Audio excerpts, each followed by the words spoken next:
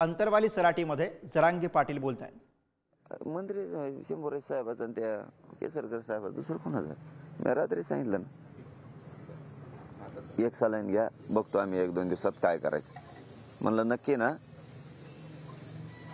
ठीक। आणि मग मी ते रात्री घेतली, एक सालाईन काढून बी टाकली सगळं लगेच काढून। आता घेणार नाही, उपचार बंद, घेणार नाही। रात्री त्यांच्या शब्दाचा मान ठेवला, रात्री घेतली। किती घेतली काय मला काय माहित नाही, पण रात्री घेतली। 2 का 3 वाजता त्यांनी लावली, सकाळी काढून फेकायला लावली त्यांना, लगे घेणार नाही आता।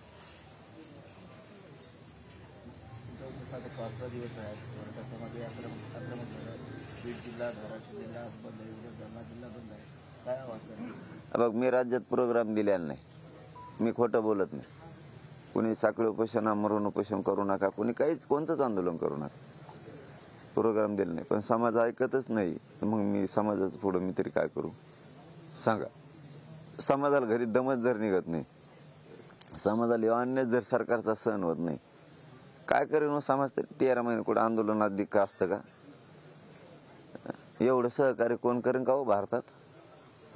इतकं जातीनं सहकार्य केलं, लोकांना बी काही मर्यादा आहेत ना। स्वतःच्या लेकराचं वाटोळं होता ना, यांना नुसत्या निवडणुकात दिसा लागल्यात, समाजाला बी काहीतरी